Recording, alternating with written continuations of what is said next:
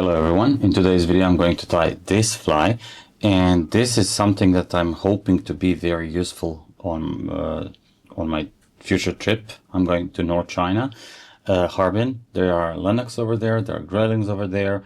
Both of these fish have rather small mouth compared to normal, let's say brown trout or rainbow trout. So I want to have something that's more versatile. It's going to imitate fry, small fish, maybe some nymph, maybe some dragonflies, anything that fish can eat basically. It's literally made out of two materials. One may be a little bit unusual. It's beaver's underfur and beaver's dubbing, and the other one is whiting's hand cape. So let's go into it. It's very straightforward video, and I hope it will teach you something new. So first of all, I'm using, well, let's go down below and guess. What do you think this is the size of a woolly bugger?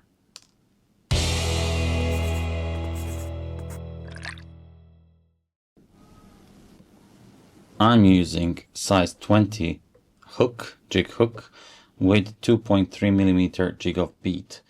I'm placing this bead with the concave side facing the eye of the hook, so I can push it forward a little bit more and expose more of the body or hook shank.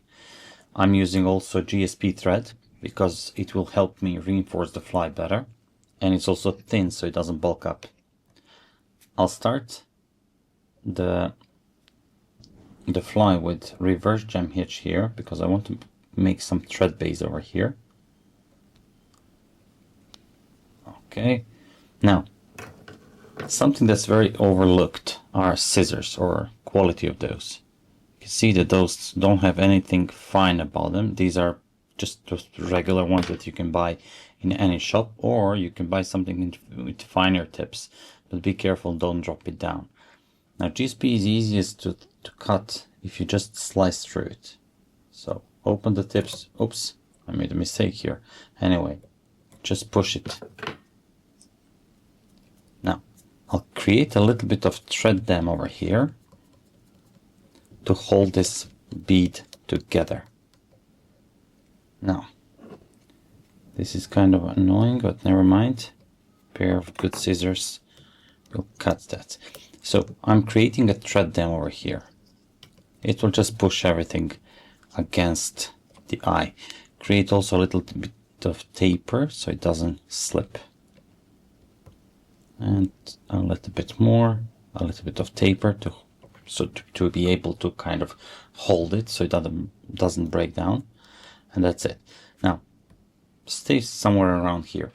In one of my previous videos, I used beaver's fur for a fly, and now I'm gonna use the leftovers from that fur.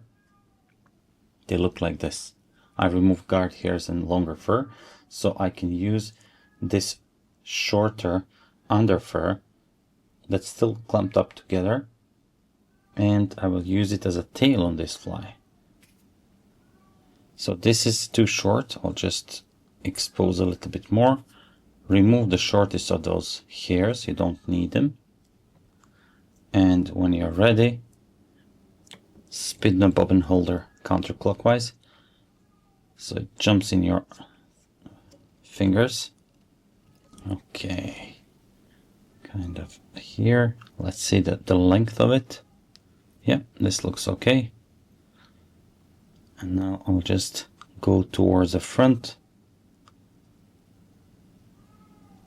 Cover the body. Don't worry about this bead. Okay, now the feather I was mentioning is from the hand cape. Just use one feather.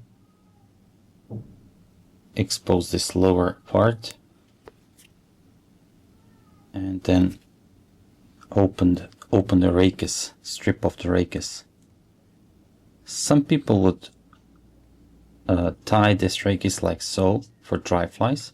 You can do it for this as well. And now comes the underfur. As I promised, it's very straightforward and fast fly.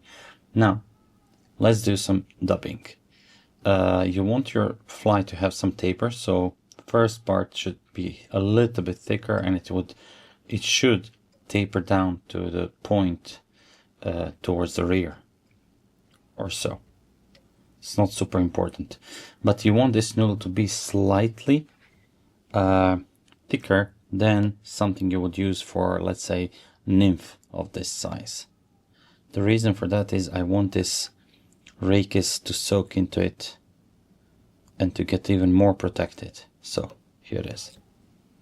Very useful pair, very useful hackle pliers are those where you can put your finger in and kind of just spin it around the hook. And that's something I will do now. So I'll make 2 reps here at the front just to make a little bit of resistance, and then I'll spiral everything down towards the tail to so I hope that this feather will help me make some turbulence, which will in turn move this feather tail around. So spiral it back. Doesn't have to be super dense. I mean, it obviously looks dense. Now I'll just catch this feather with a couple of reps over here and then release it, and then just, as you can see, I'm protecting the feather with GSP here with finishing tool. We finish it. Now there are many ways to cut the thread, but if you want to cut GSP, just use the blade. So make some tension on the hook and then just press the blade against the thread or thread against the blade. Both work. Now I want to cut the feather too, but I don't want to cut the tail, so you can do the same kind of thing. Press it and then just pull. It works.